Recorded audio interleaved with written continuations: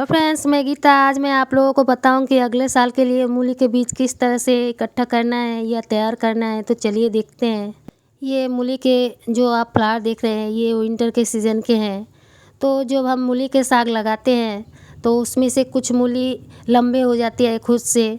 तो उस मूली में नीचे मूली नहीं बैठती है, इसे फ्लावर आ जाती है। तो मेरे बहुत सारे मूली के प्लांट में ऐसे फ्लावर आ गई थी, तो मैं बीज के लिए छोड़ दी थी। ये सरसों है, मस्टर्ड का फूल, और ये मूली का फूल है दो साइड में।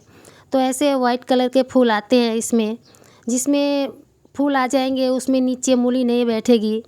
तो जिसमें जिसमें नहीं बैठी थी मूली और प्लांट लंबे हो गए थे, तो मैं इसके बीज के लिए इसको छोड़ दी थी। तो देखिए इसके बीज ऐसे सफ़ेद होंगे, और जैसे जैसे इसके दिन ज़्यादा होते जाएंगे, ये एज होते जाएगी मूली के बीज के और फ्लावर के, तो ये हल्के बैंगनी रंग में बदलने लगती है और छोटे छोटे इसमें फलियाँ लगने लगती है जो मूली के फूल जब सूख जाती है तब। तो ये फरवरी महीना का है। फरवरी महीना में अभी फूल है प्लांट में। जब मार्च महीना आ जाएगी तब ये जो बीज है फूल से बीज में कन्वर्ट होंगे, तब ये पूरी तरह से तैयार हो जाएंगे। अभी देखिए थोड़ी फलियाँ दिख रही है और फूल भी है। ये फरवरी महीना का आखिरी वीक का है, लास्ट वीक का। तो अभी फूल है इसमें और फलियाँ भी दिख रही है, बहुत सारे फलियाँ पकड़ी है हुआ है इसमें प्लांट में। तो और कुछ दिन बाद देखिए करीब मार्च के शुरुआत में तो ये जो फलियाँ हैं इसमें दाने बनने लगे हैं और ये थोड़े थोड़े पीले भी दिखने लगे हैं। तो और कुछ दिन बाद ये पूरी तरह से पक जाएगी, ये मैच्योर्ड हो जाएगी, तब इसको निकालना है। अभी इसमें फूल दिख रही है, जब इसके फूल पूरी तरह से ख़त्म हो जाएंगे तब इसमें फलियाँ जो है वो मोटी मोटी दिखने लगेगी, और जैसे मटर के दाने होते हैं वैसे। तब ये फलियाँ तोड़ने लायक हो जाएगी या ज़मीन में से आप सीधे उखाड़ सकते हैं इसको। तो देखिए अभी मैं और कुछ दिन बाद इसको उखाड़ूंगी। उखाड़ के इसको मैं रखूँगी कहीं पर, या तो आप ज़मीन जो होती है ज़मीन में ही छोड़ दें, उसी में पूरी तरह से सुखा लें। जैसे कि इसके बीज फूटने वाले हो उससे ठीक कुछ दिन पहले हटा लें, हटा के आप कहीं और रखें, और कोई कपड़ा या बोरा प्लास्टिक बिछा के आप उसमें डंडे से मारेंगे तो ये फलियाँ में से अपने आप बीज निकलने लगेगी।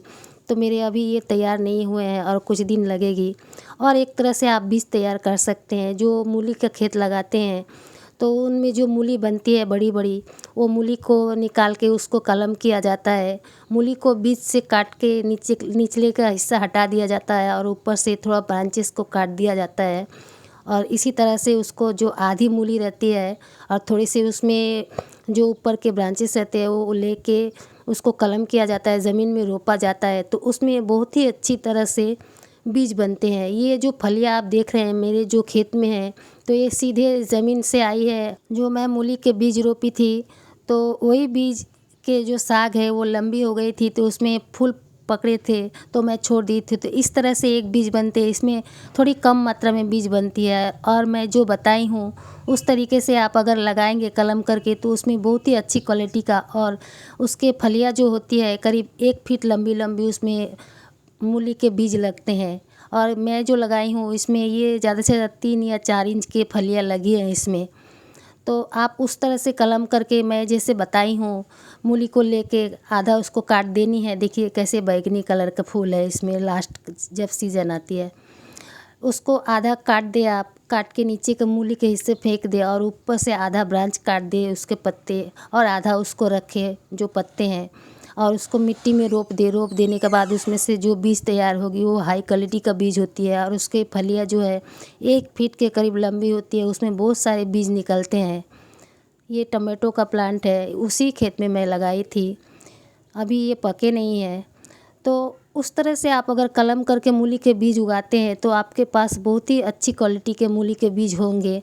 और मैं जैसे अभी ग्रो कर रही हूँ, ये इसमें से बीज आएंगे, लेकिन इसमें थोड़ी कम बीज आएगी क्योंकि इसकी फलियाँ छोटी छोटी है।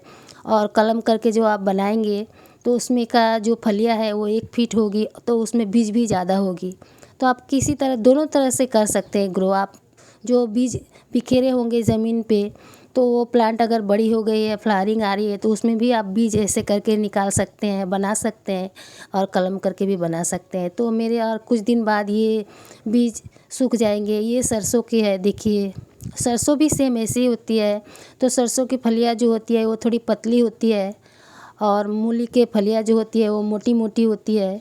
मटर के जो पॉट्स होते हैं उस तरह से मूली के होती है, जो बीज से सीधे ग्रो होती है। और कलम किया हुआ जो बीज आते हैं वो उसके बीज थोड़ी पतली होती है, लेकिन वो लंबाई में 1 फीट होती है। तो ये सरसों की है, ये भी सूखने वाली है। इसको भी उखाड़ के मैं रख दूँगी कहीं। और ये पूरे मैच्योर हो गए हैं और ये मूली भी मैच्योर हो गई है। आप देख पा रहे होंगे इसके जो फलियाँ है पूरे लाल लाल दिख रही है। तो मैं इसको उखाड़ लूँगी ज़मीन से।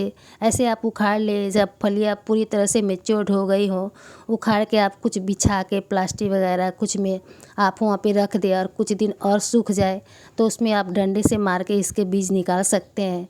और आप ज़मीन में भी इसको सुखा सकते हैं। ज़मीन में सुखाने से ध्यान रखनी पड़ेगी इसके बीज जो पूरी तरह से फट के गिर ना जाए। इसीलिए थोड़ी सी जब ये मैच्योर हो जाती है फलियाँ, इसके जो बीज, तभी आप उठा लें। उठा के इसको आप रख दें मिट्टी से उखाड़ के, और कुछ दिन में ये सूख जाएगी तो आप इसको डंडे से मार के इसके बीज आप निकाल सकते हैं। आप अगर घर पे मूली ग्रो किए होंगे तो आपको पता ही होगा, जिस मूली के प्लांट लंबे हो जाते हैं उसमें मूली नहीं आती है, आती भी है तो ऐसी छोटी छोटी, ये कोई काम की नहीं रहती। और जो प्लांट लंबी नहीं होती है, छोटी रहती है, उसी में नीचे मूली बैठती है। तो ये बीज सारे मैच्योर है, इसको सुखा के मैं निकाल लूँगी। तो फ्रेंड्स, ऐसे ही वीडियो देखने के लिए मेरे चैनल को ज़रूर सब्सक्राइब कीजिएगा। अभी तो ये हरे हैं, सूख जाने के बाद ये काली हो जाएगी, पूरी मैच्योर है।